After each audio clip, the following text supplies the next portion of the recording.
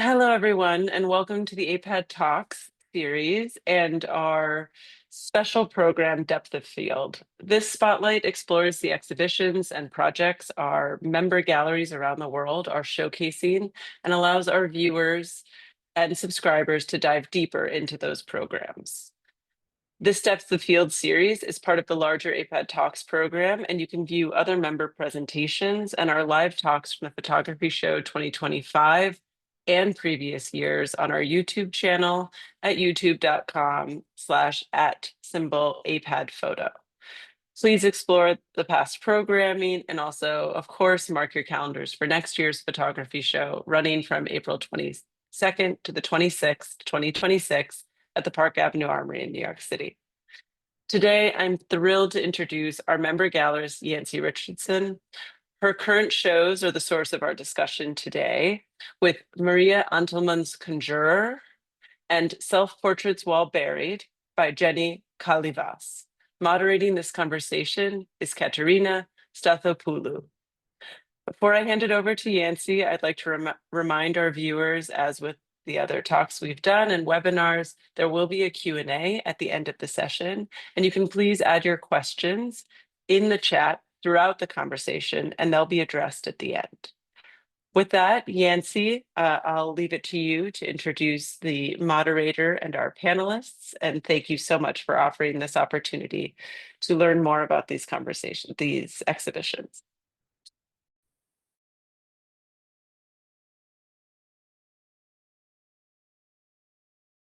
Yancey, I believe you're Sorry, muted. I saw that I was muted and I clicked it. Anyway, thank you so much, Lydia, for that introduction, and to AIPAD for hosting today's Zoom conversation with the artists Maria Antelman and Jenny Calivas, both of whom have debut exhibitions on view at the gallery through July 11th. And I'm happy to introduce them both and our moderator. Born in Athens, Greece, and currently based there, Maria Antelman received her MFA in New Genres from Columbia University and a BA in Art History from the Complutense University in Madrid. Her work has been exhibited internationally, including at the Yerba Buena Center, San Francisco, the National Museum of Contemporary Art, Athens, the Bemis Center, Omaha, and Pioneer Works in New York. Antelman's current work uses photography and montage to explore the intertwining of humankind and nature. Antelman thinks of natural forms as ancient technological systems with information to convey, and of the human body as a system within nature. She often treats the frames themselves as a form in her work, with sculptural shapes that extend the image dimensionally and evoke organic forms found in nature. The earlier works in the current show at the gallery were featured in MoMA's 2020 exhibition, New Photography, Companion Pieces, and are combined with recent pieces that were made expressly for the show.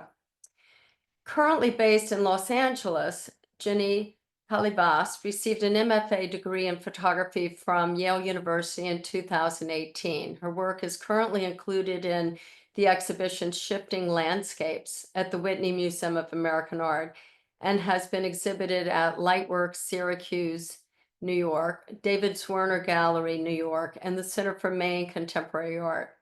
Recent publications that feature her work include Aperture Magazine and the Lightworks publication Contact Sheet. Her work is held in the permanent collections of the Whitney Museum of American Art and the Museum of Modern Art.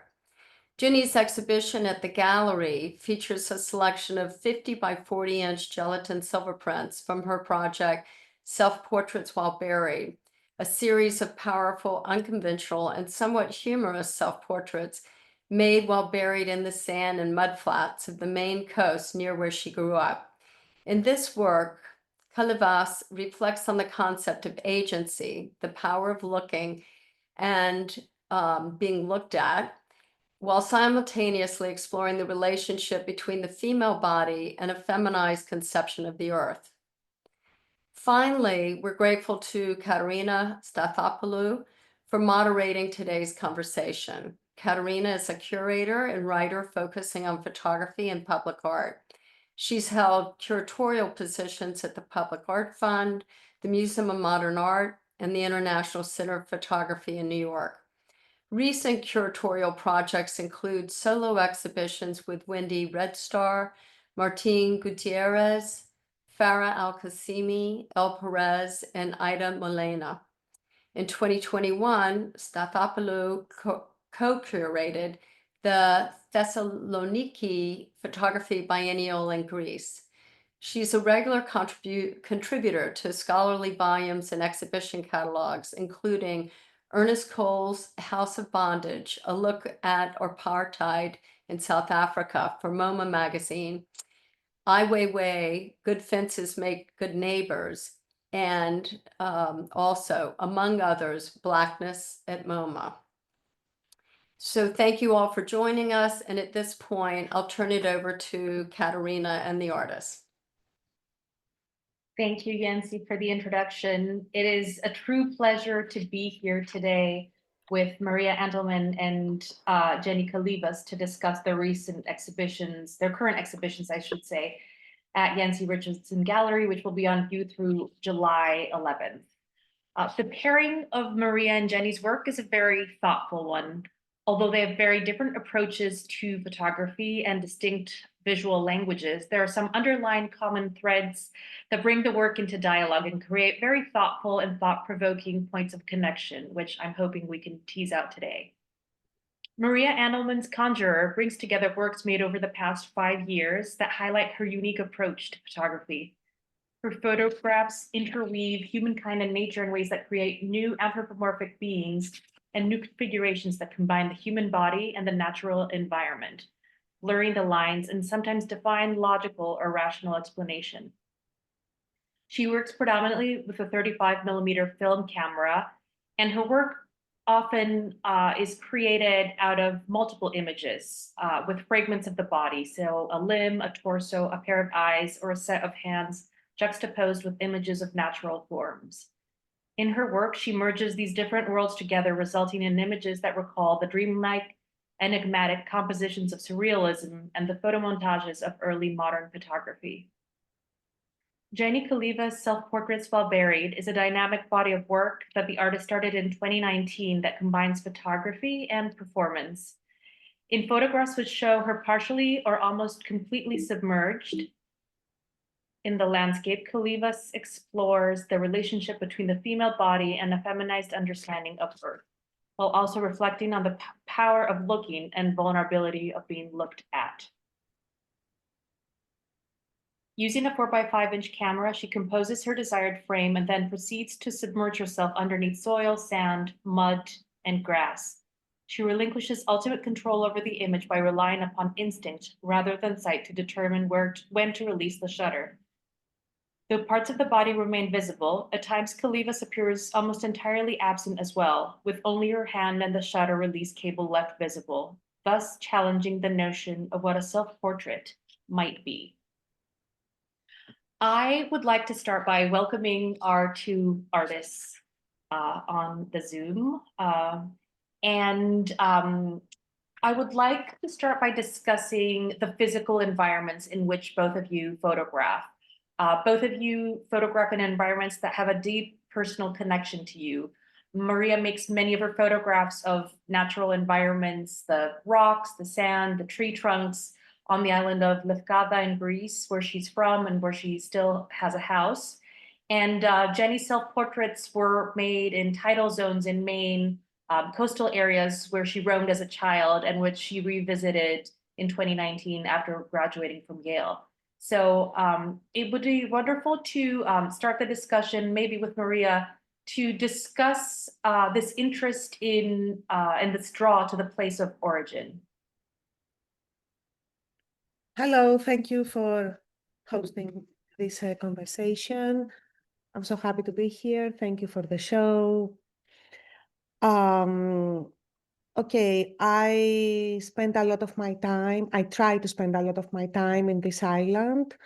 It's a place where I'm very drawn to because, as you said, I've been coming here since I was a child, so it feels very familiar, with makes me feel very relaxed, and it's very easy for me to let go and play and, make work. It's a beautiful place. It has a lot of history all over, all around, like history from antiquity, from medieval times. So it's very rich in references.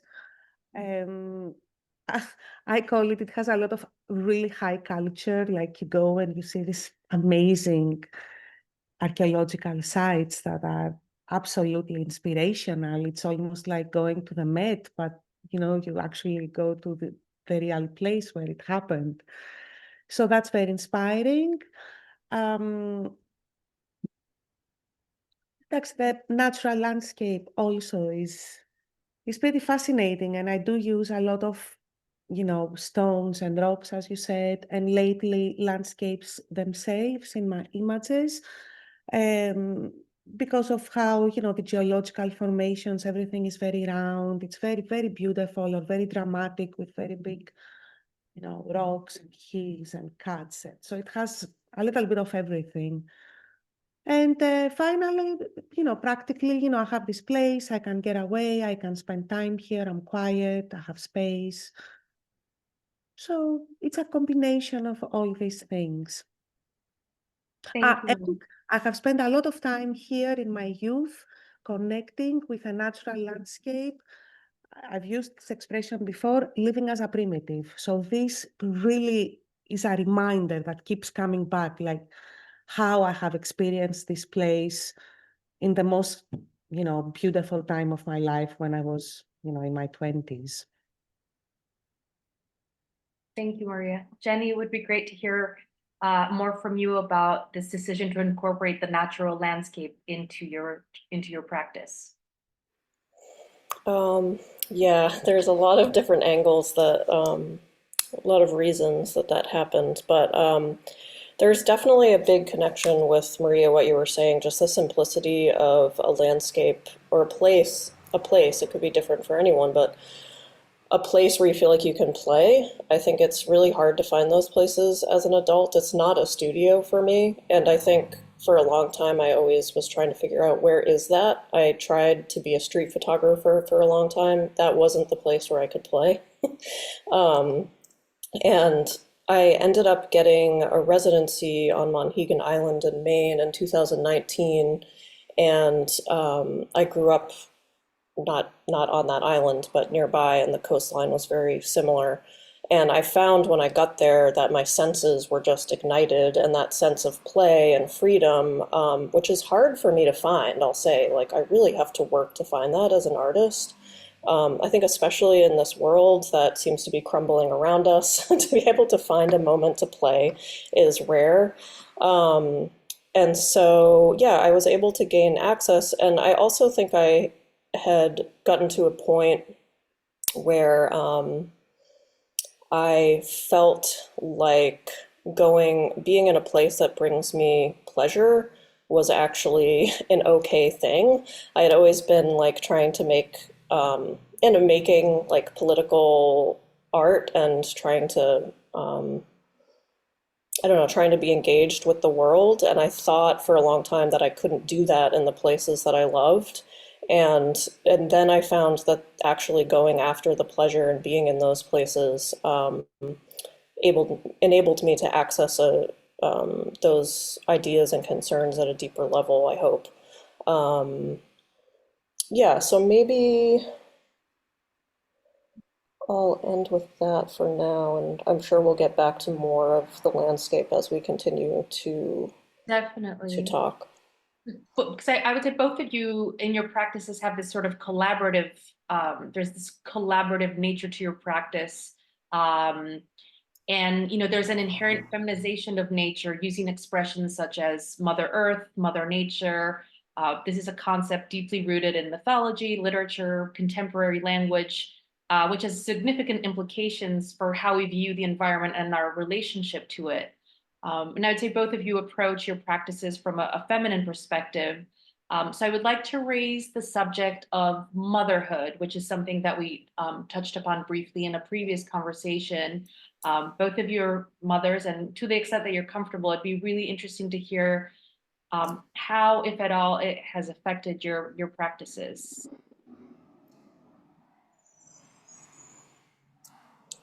Well, I started making work with my kids when they were 12, I think. Period of time. It was very meaningful because taking pictures of them and putting them in my work made me actually led me to use myself in my work. It was like I could see my kids as the closest to a self-portrait, and then I dared to start working with my own body and my own images. But so they were the way in for me. And also the most important thing, as we discussed before about play, is like when you are with children and your children, that's what you do. Everything is a game, it has to be. So there's a lot of playfulness coming out, a lot of creativity, because that's the best way to engage with them. And I guess it changes the way you see the world, because, being a child, and it's so unique, so special, and it goes away so fast. So the idea is to maintain this child in us, and the older we get, the more we need this connection to being like children. That's for me, at least. Mm. Yeah, I'm a very new mother, so it all hasn't quite sunk in yet. I have a 5-month-old, and it's still, yeah, a lot of that sinking in. But when I think of, yeah, this relationship of like a feminized vision of the earth and the idea of Mother Earth, before I had made, previous to this body of work, I had made something that had to do with catcalling. And I had experienced catcalling one day in this way that felt so surreal to me, where someone on the opposite side of the street was describing my body to me. And it didn't even feel like they were trying to like make a pass at me or something. It felt like they were just describing my body to me. And I had the experience of like, my body is here, but it's penetrable. Like I have ears, the sound is going in, and it's influencing my experience in the world, right? So I think coming off of that work, I started thinking about this kind of the female body as being thought of as for the taking, or for anyone to look at, or for anyone to discuss, or think about. And so yeah, becoming a mother is interesting because I think I was kind of fearful in a way of being put in that role because of my sensitivity to this way that I am in the world as a female body. And I was actually scared of breastfeeding. I thought that it might feel like a violation. But I think what I've come to actually is I feel very much like I just want to breastfeed my child. And I don't feel any hesitation or upset, but what I've come to is I'm not a mother to everybody, and I'm not always a mother. And so that's kind of where I'm at in that. But yeah, this work very much has to do with wrestling and more like trying to practice a new way of being with the earth that doesn't have to have this kind of like extractive mentality of the female body as being for the taking and the earth as being for the taking, if that all makes sense. Definitely, that makes sense. And Jenny, the prompt for me to sort of reconsider your work through the lens of motherhood, even as you mentioned, you're a very recent mother, was a comment Maria had made to us about your work, about how the cable release that is visible in many of your works to Maria signified the umbilical cord and this sort of link to a mother figure. Could you, and which is of course is Maria's interpretation of your work, but a really interesting one to me. Could you talk about that relationship between yourself and the camera? And you work in this rich history of self-portraiture, but had this very unique performative approach to it. And it would be really interesting to hear more about your relationship to the camera when you're making these images. Mhm. Yeah, I think in large part, like, I think of myself when I'm underground as going through this process of like dissolving in order to reform.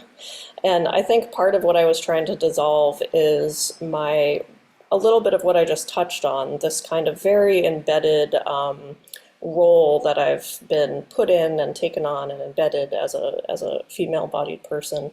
But the other relationship that I was trying to kind of like realign myself with is my relationship to photography. And so because I had abandoned photography for a long time, and with this work, I was like, you know what? I love photography. I love the way photographs make. I want to make a beautiful photograph. And so I guess with doing this very traditional kind of process of the 4x5 camera, developing my own film, really going into myself as a photographer. And I had made images where I didn't have, because I always had someone helping me. I could have had them release take the picture.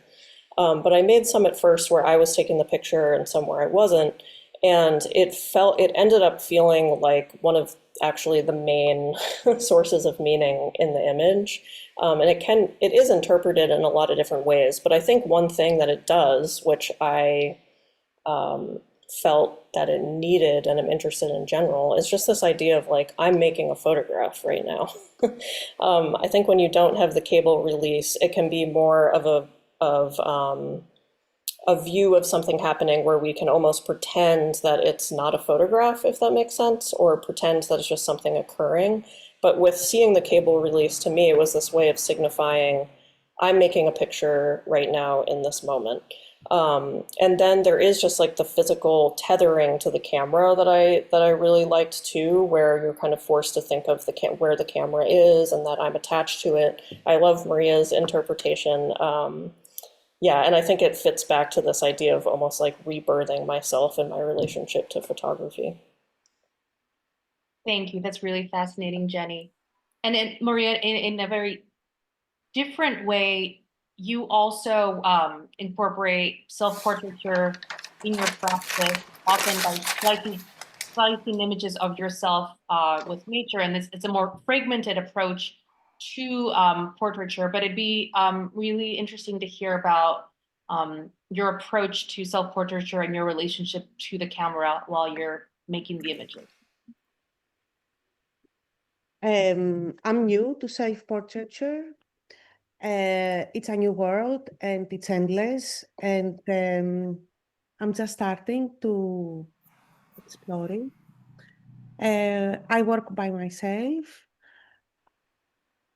As you said, I work a lot with photo montage, so one part of my process is very peripatetic. I like to walk around, get lost in different places and, get the moment, the poetry, take pictures, have a big archive of images that, I accumulate. I shoot, I develop, I scan, and then, work digitally. And then the other part is that I work with my body. Sometimes I also work with other friends or people that are very close to me, but it has to be, for some reason, which I cannot explain, there has to be an emotional connection to anybody if it's not mine. Like, I couldn't work with just a model. It has to be something that it creates a feeling or something.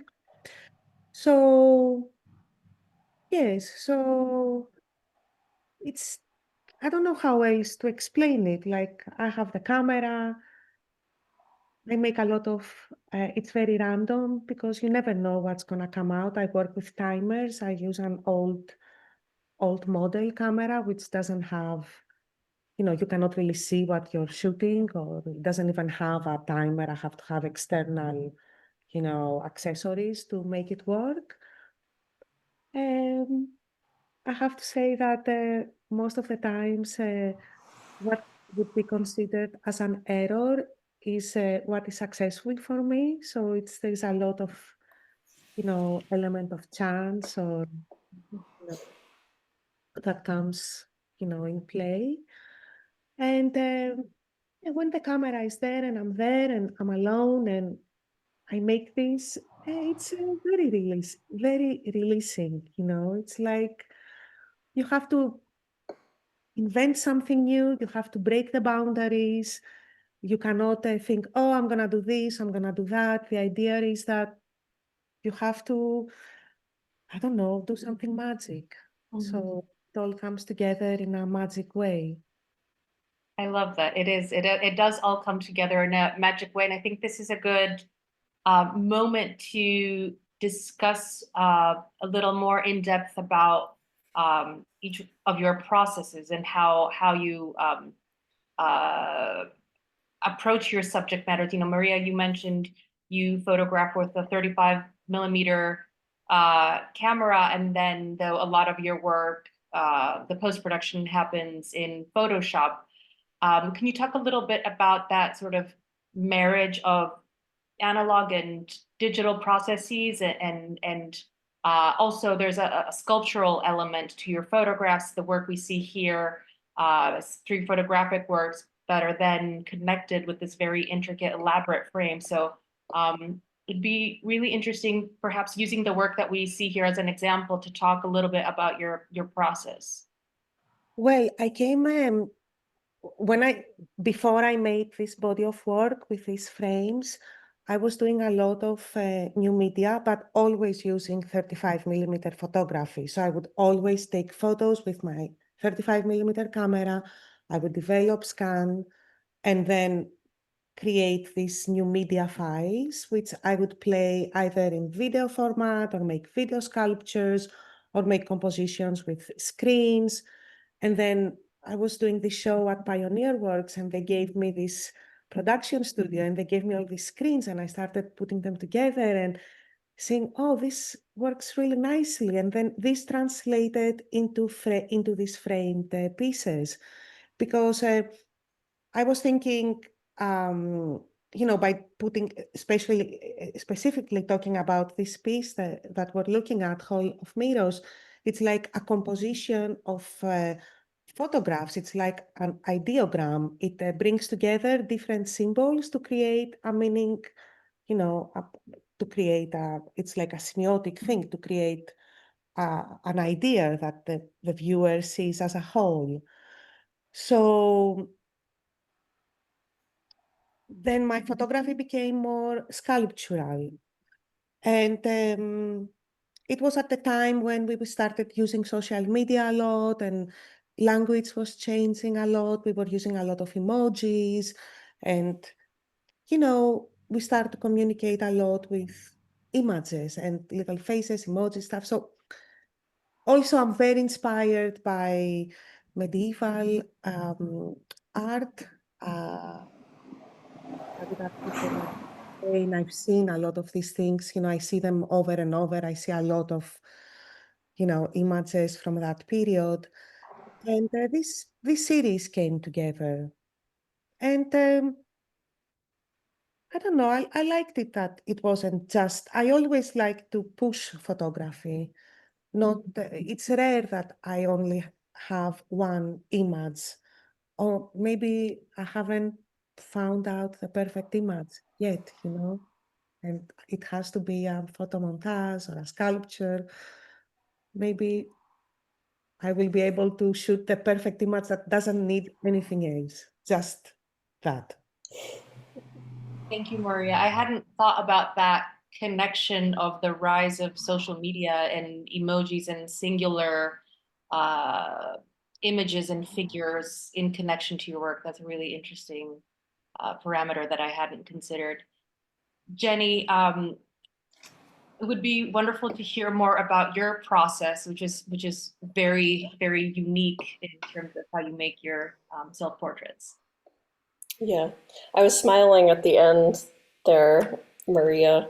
Um, yeah, it's just, it's very funny to think of you trying to make the perfect image because every time I try to start a new body of work, I always say, this is when I'm going to become a performance artist. And I always try to make performance, and then it always ends up being photographs. Um, yeah, I was trying to decide whether to talk just about the physical process or to talk a little bit about sand as a material that I was using because I think that's important. But I think for now, I'll just start talking about the actual process because I think that's more what you're asking. Yeah, like I mentioned before, I use a 4x5 camera.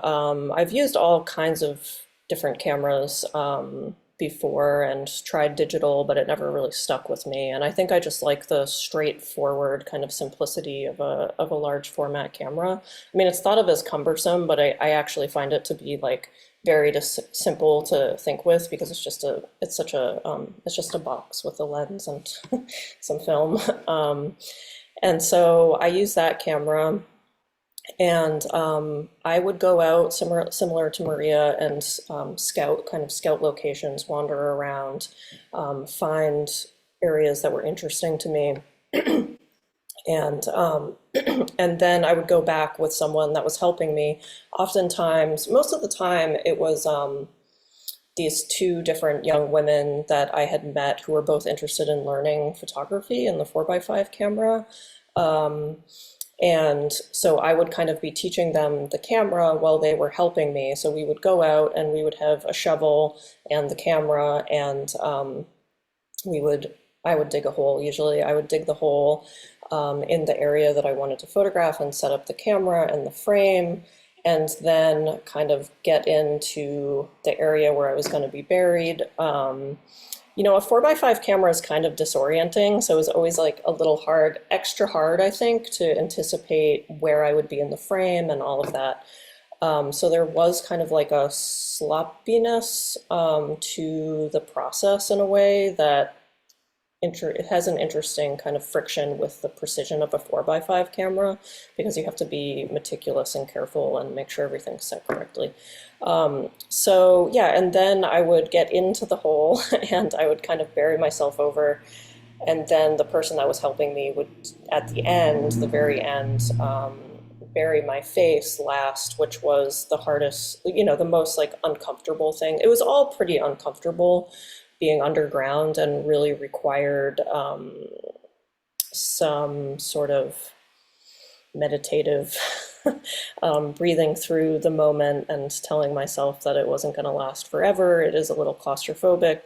And I think one interesting thing that happened towards the end is just this kind of like inability to communicate, really, because I would have this sand or mud over my mouth and I would end up having to try to communicate with whoever was helping me about stuff with the camera, and it would be like me muttering, trying not to get sand in my mouth. So the whole process of being buried was a very large portion of the importance of making this work for me. And the kind of poetics of doing the whole process was where a lot of the meaning lied for me, including that sort of breakdown of communication and having to work past that. Thank you, Jenny. That's really insightful. And a follow-up question for you is, you know, your work is part of this photography's long-standing conversation about the tension between chance and what we call the decisive moment and control, the stage. There's this element of, excuse me, unpredictability in your work since you cannot see. But at the same time, you know, as you mentioned, you have to rely on other senses. So I guess question I have is whether this obscuring your vision and removing that sense, is that about relinquishing control, or how did you perceive that process? I think I was I was interested in kind of getting rid of sight a little bit as part of this process, like I was talking about before, with kind of re-establishing my relationship to photography, which is so much about looking and being so alert that you can capture the exact decisive moment, as it flashes before your camera. And so I was because I felt like I needed, it wasn't just that I wanted, I felt like I needed to kind of reestablish my relationship with photography in order to continue with it. I felt it was a part of this kind of ritualistic practice where I was just making pictures over and over where I couldn't see, felt like I was somehow like embedding a new way of making images for myself. And I think there was also, I wanted to, I think I felt like a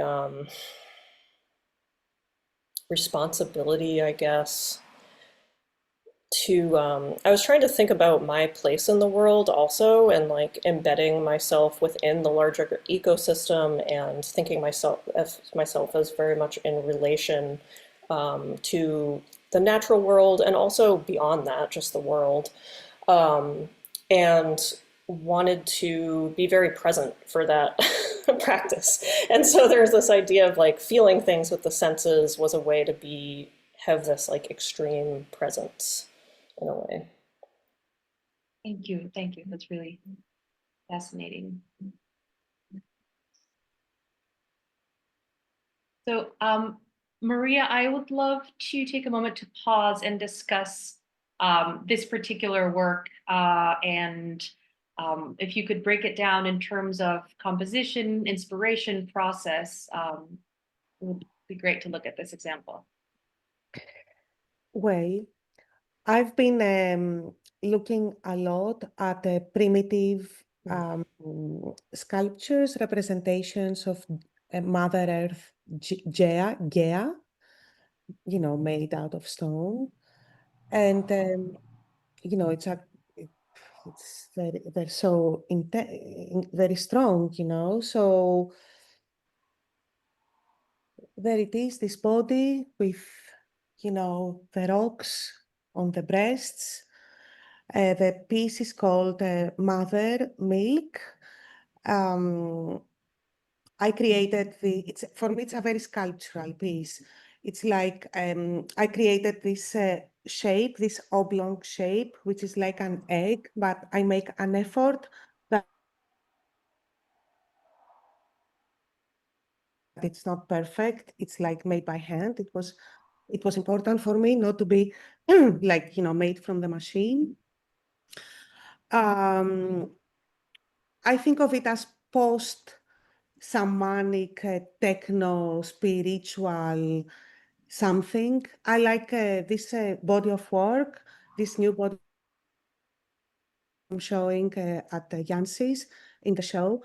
I wanted to be, this was my from the beginning, I wanted to have this healing, this transformative, this soothing energy and power for the viewer.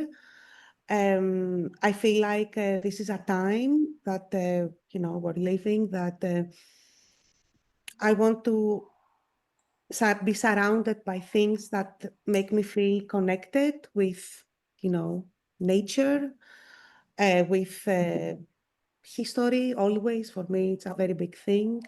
In this, the more, I think about it, the more I go back to, primitive times, there is a regression for me to look towards, the beginning of technology, the beginning of, what people were believing as spirits, thinking, how it's possible to cope, in this world. This also relates to, the destruction of nature. It's like making Mother Earth.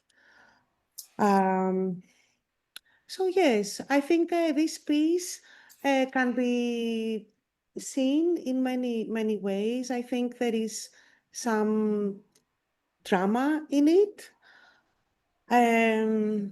it is that, also the drama of being a mother, because it's not only play, it's also, it can be very, very difficult. But also I think it has the power of, a deity or something, like some type of goddess representation or something. I feel embarrassed to say these words, but you know what I mean, something more spiritual, let's say. Yes, definitely. That makes sense, and it goes. It connects to another question that I had for both of you, is to discuss more of your sources of inspiration and influence. And I'm going to skip ahead, Jenny, to come to the reference images that we were looking at. Mhm. Yeah, actually, it's a perfect. When you were talking, Maria, about your need to always be connected with history and to kind of have that surrounding you, that's really interesting to hear and to be thinking about your work in that way. I think that I'm very interested in like relationality and connection and kind of where we begin and end as people, the porousness of us or where our boundaries are. I think that's one of my main motivations as an artist, actually. And of course, all of that is connected with personal agency, political agency, what agency we have or don't have in the world. I think it's a very hard to pin down thing. But in this work, I was really trying to feel the porousness of my body, but also to connect to art history, to other lineages. And this image that you pulled up is interesting. I had put that in there because I think it speaks to like part of what I was talking about earlier with getting to this point where I wanted to experience pleasure when making art, because I was talking about Minor White and Aaron Siskin with a friend one time, and I was saying, I just want to photograph the ground. That's all I want to do at the time. But I was saying to her, I can't do that because there's so many things that I want to address and that upset me, or that I need to figure out, like, how could I ever look at the ground? And she just said to me, you have to look at the ground. If you want to look at the ground, you have to look at the ground. And I think her giving me my friend is Danielle Bowman, is a very, someone I trust. That gave me permission to start doing that and to allow the meaning to come after. So that's why I included this image of Minor White in here. And then the other images that I included are Anna Mendieta and David Wernerovich. And I think the incorporation, you can't look at my images without thinking of Anna Mendieta. I think there's a lot of differences. She was kind of expressing the trace of the body, where my body is always present in the earth. But I had been interested for a while in this kind of referencing of lineages. I had done it before with using nylons as a material to link myself to these kind of feminist lineages. But I'm very interested in these other artists being conjured up as people are looking at my images. And I think these are inevitably, and for anyone that knows David Wernerovich, this extremely powerful image, which I've looked at for many years, and is so embedded in my psyche because it's a very powerful image, I think. And both of those artists are artists that have helped me find my own way outside of, I'll say, the main kind of like misogynist art world. And I need those artists to give me strength. And so I'm interested in acknowledging them in the kind of like visual of what I'm doing. And I think that that relationality is kind of like a messy one, and it comes up, and the influences might show up in ways that we can't predict. But yeah, it's something that is really, that idea is sticking with me because I've always been a little apprehensive of our love, or our overvaluing, I think, of originality, and undervaluing of connection with others. I think that's a really important way of phrasing it, because it is really about connections and looking at the past in order to create a present and a future. I was curious about this pairing, Jenny. I wasn't sure when I looked at the presentation what the significance of these two images was. Yeah, sure. I think that I find the image on the left to be just such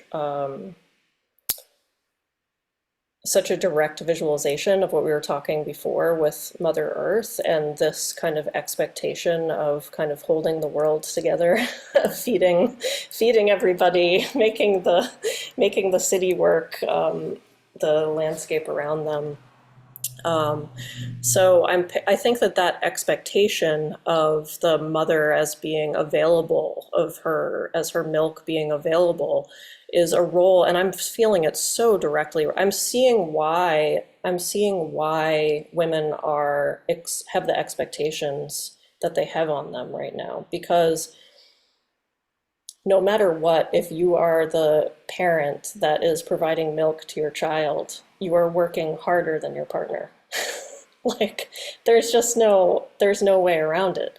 And doing these kinds of bits of labor that are just, you can't make equal. And so I think that continues on in women's lives because of that very foundational providing that we do with breast milk. And so the pairing is to represent this very like classic eco-feminist idea of when the female body is thought of as, for the taking, and then we consider the earth, and in many ways it's thought of as this beautiful thing, that the earth is feminized. I think it's I actually think it's very violent, because it allows for then us to think like, oh, it's just there and available. Trump's doing it right now. Like, oh, just take that land and sell it off. It's just land. Sell it off, use it until we can't be on the planet anymore, until we go extinct. So yeah, that is a very foundational concept for me, and one that I find structurally so embedded in the world that we live in. Mm-hmm. It's really interesting to see this image of Mother Earth with the work by Maria that we focused on, the mother milk, and that connection of addressing similar ideas.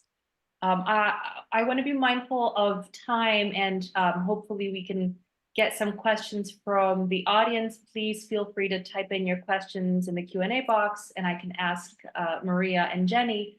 Before we turn it over to the audience, I wanted to ask Maria and Jenny if they had any questions they wanted to ask each other.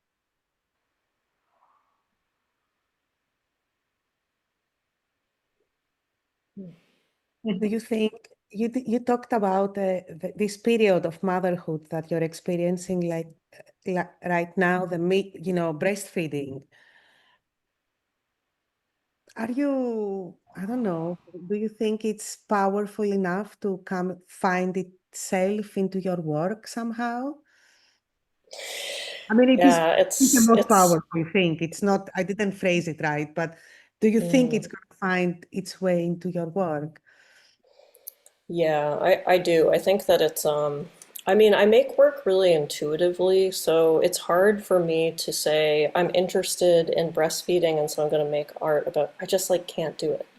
So I'm starting to just make images. I'm basically right now I'm making images with my daughter and I while simultaneously writing a letter to my mother, and trying to address our relationship.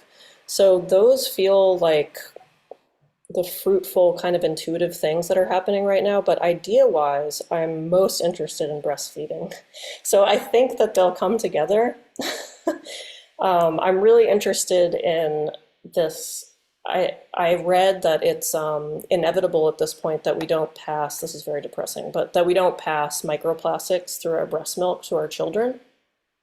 So thinking about the porousness of the body, and this kind of like, we're trying to feed our children, but simultaneously we can't unembed ourselves from the world that we live in. And so I find that kind of conflict to be, I don't know, it's sounding an alarm in my brain. So yeah, I think that they'll come together, but I'm not quite sure how right now. No, I read a book recently. I think it's a well-known book called Breasts. Hmm. And it talks a lot about the technology of the body, which is something that really interests me. And it discusses, the hormonal changes in the new mother's body when she breastfeeds. And it says that in some very rare occasions, I know this is really crazy. The grandmother, who is very close to the mother and is present, is chemically altered, and she also starts to produce breast milk because this hormones kind of affect each other. If the Wow. connection is strong enough, yes. Wow, that's so interesting. Yeah, it's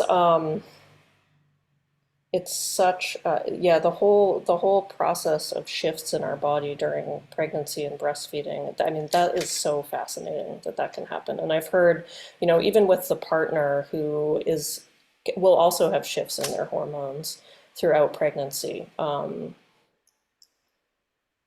Yeah, again, it comes back to this. We think of ourselves as so whole and boundaried, but we're anything but. Oh, geez, a question for you, Maria. Let me think.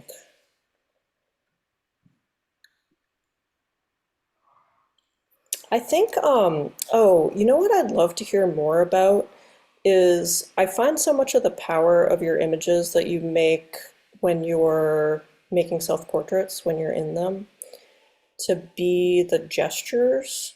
I mean, this is a good example, and then there's also the one that's more full frame, of your upper body that really strikes me as well.